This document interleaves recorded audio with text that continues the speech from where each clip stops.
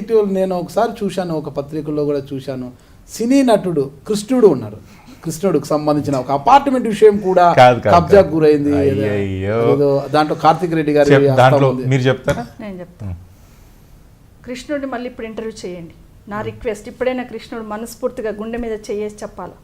ఇప్పుడు నేను చెప్తున్నా, మీరు ఇప్పుడు ఈ టైంలో పోయి కృష్ణుడిని అడగండి, నిజంగానే మేము ఇబ్బంది పెట్టున్నామా, కార్తిక్ ఇబ్బంది పెట్టాడా, కార్తిక్ డైరెక్ట్ వచ్చాడా మీ దగ్గరికి, లేకపోతే సబితమ్మ డైరెక్ట్ ఇన్వాల్వ్ అయ్యి కార్తిక్ని పంపించి మీకు ఏంటంటే మా అక్కడ 2000 గజాల భూమి ఉంది, 50,000 గజాలు 200 గజాలు ఉండొచ్చు ఆయన అది స్థలం. 200 గజాల కోసం కక్కుర్తి పడతామండి, ఒక అపార్ట్మెంట్ కోసం కక్కుర్తి పడతాం. అపార్ట్మెంట్ కూడా కాదమ్మా, 150 గజాల భూమే. ఎందుకు కృష్ణుడు అనేట ఆయన ఆ చక్కర్లో పడి ఎవరేం చెప్తే విన్నాడో నాకు తెలీదు. నేనేమంటున్నంటే మా ఫాలోవర్స్ ఎవరైనా ఆయన ఇబ్బంది పెట్టి ఉంటాడు అనుకోండి, అదే కృష్ణుడు 2 సార్లు నా దగ్గరికి వస్తే నేనే ఇన్స్పెక్టర్కి ఫోన్ చేసి నా వాళ్ళు అక్కడ ఉన్నా కూడా తీసుకుపోయి స్టేషన్లో కూర్చోబెట్టని చెప్పాను. మా పార్టీకి సంబంధించిన వాళ్ళు సబితమ్మ ఫాలోవర్స్ ఎవరన్నా కృష్ణుడికి ఇబ్బంది పెడుతున్నారంటే ఆయన ఒక పేరు చెప్పాడు, అతను కూడా తీసుకుపోయి స్టేషన్లో కూర్చోబెట్టమని చెప్పాను నేను.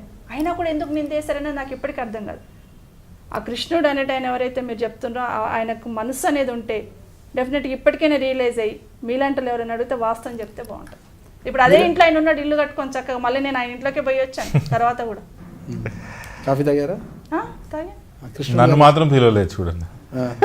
అంటే నేను దానికి పోయినా మాటకు చెప్తున్నాను. రాజు ఆయన సినిమా యాక్టర్ ఒక అతను ఉన్నాడు కదా, ఆ పిల్లోడు పక్కకే ఇది. మీరు చెప్పండి, ఎందుకు అపవాదం వచ్చింది మీకు? మీకు కృష్ణుడికి ఏమైనా పరిచయం ఉందా? అసలు ఒకసారి ఇలా కూర్చొని కూడా మాట్లాడలేదు అని కృష్ణుడి గారు. ఆయన సినిమా కూడా చూడలేదు ఒకసారి కూడా.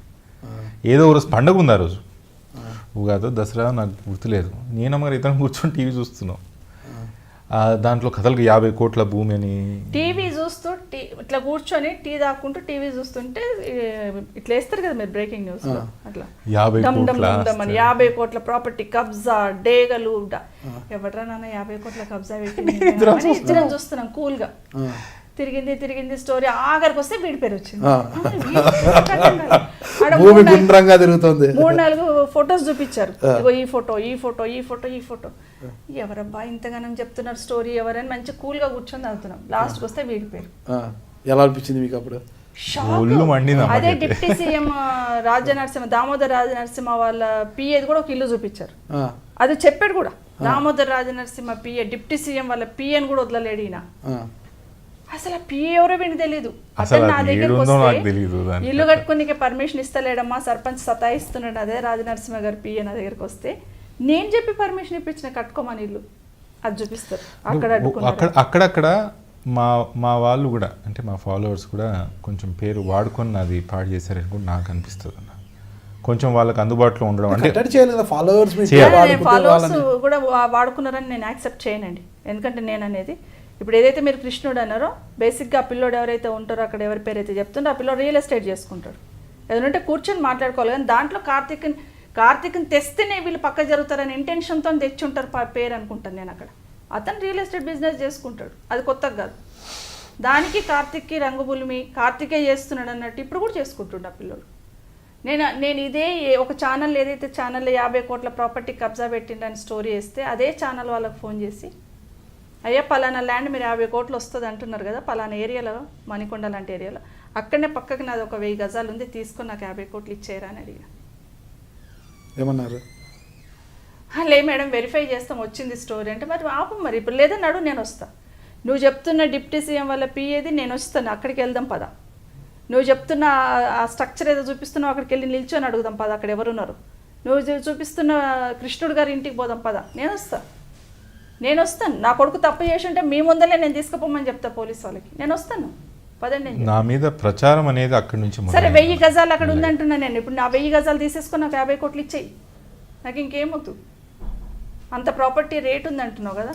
ఒకటి ఇట్లా ఎల్బీ నగర్లో ఓ రోజు నేను ఆఫీస్లో ఏదో మీటింగ్లో ఉన్న, స్క్రోలింగ్లో వస్తూనే ఉన్నాయి మళ్ళీ కార్తిక్ పేరేసి కబ్జా, హోమ్ మినిస్టర్ గారు కొడుకు హంగామా. ఎందుకు 50 గజాల భూమి అట ఎల్బీ నగర్లట ఒక లేడీది, మాకేం సంబంధం. తర్వాత ఆమె పిలిచి దబాయించి తిడితే పోలీసు వాళ్ళు చెప్పింది ఆమెకు వాస్తవం కాదని. 50 గజాలు ఇక్కడికి వెళ్ళిపోయి ఎల్బీ నగర్లో ఎన్టీఆర్ నగర్లో 50 గజాలు కబ్జా పెట్టుకోవాలి. ఎన్ని పుట్టిచ్చారండి? నేనంటే నీ పుట్టిచ్చే వాళ్ళకి కానీ అసలు రాజకీయం అసలు ఆంధ్ర రాష్ట్రంలో ఎవ్వరు అసలు రాజకీయాలు లేరు. ఫస్ట్ టైం సబితమ్మ ఒకటి వచ్చింది, సబితమ్మ కొడుకు ఒక్కడే అరాజకం చేస్తున్నాడు. ఎక్కడండి చూపియండి ఇప్పుడు. అప్పుడు నేను హోమ్ మినిస్టర్ ఉన్నా కాబట్టి ఫ్యాక్ట్స్ ఎవరు బయటికి తేరన్నారు. ఇప్పుడు మేము హోమ్ మినిస్టర్ లేము, పదవులో లేము.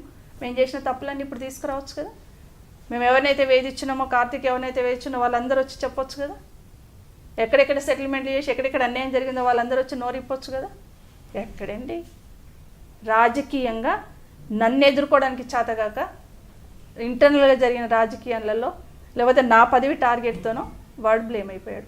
నా హోమ్ మినిస్టర్ నాకు రావడమే మన దురదృష్టం. నమస్కారం అండి, నేను మీ సవిత ఇంద్రారెడ్డిని. నా ఇంటర్వ్యూ ఐడ్రీమ్ న్యూస్లో చూడండి. నమస్కారం అండి, నేను కార్తిక్ రెడ్డి. నాది మరియు మా అమ్మగారిది ఇంటర్వ్యూ మీరు ఐడ్రీమ్స్లో తప్పకుండా చూడండి. నాగరాజ్ అన్న చాలా అంతర్గత విషయాలు మాలో తెలుసుకొని మీ ముందు పెట్టే ప్రయత్నం చేశాడు. చూసి ఆస్వాదిస్తానని కోరుకుంటున్నాను. నమస్కారం.